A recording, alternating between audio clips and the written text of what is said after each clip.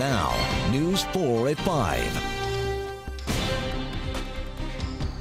A solar company that promises to create almost 1,000 jobs at a manufacturing plant in Genesee County has changed its mind and is not coming to Western New York after all. Good evening, everyone. I'm Don Postles. And I'm Jackie Walker. This company, 1366 Technologies, says it has scrapped its plans to build a factory to make silicon wafers in the town of Alabama.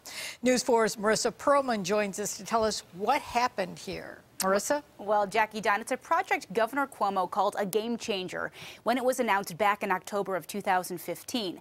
The promise was 1366 would open and with it bring up to 1,000 jobs in its first 5 years. On top of that, the surrounding towns are hoping this would bring economic growth to the entire county. So what went wrong? Leaders tell us this was a result of the ebb and flow of working with a high-tech company.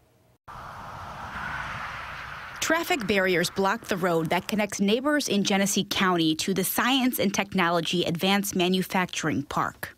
High-tech markets are turbulent, and the solar market is. President of Genesee County Economic Development, Steve Hyde, says 1366 Technologies announced it will withdraw its deal to be the plant's first tenants. It's a project a decade in the making.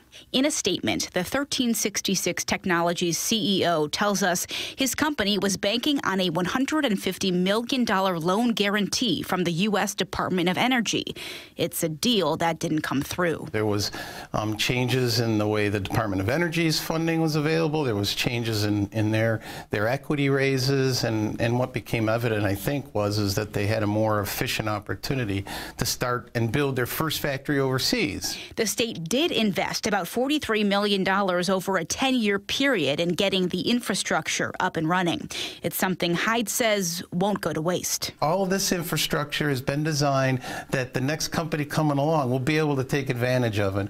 Hyde also says there's still a chance 1366 could find their home here in Western New York. They do want to build a plant here, just not right now. Hyde says they have about 4 or 5 other tenants considering setting up shop here.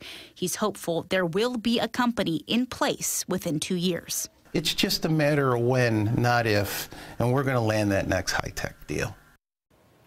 Meanwhile, the town of Alabama was depending on the stamp project coming through. Leaders inked a deal to bring much-needed municipal water to neighbors this year.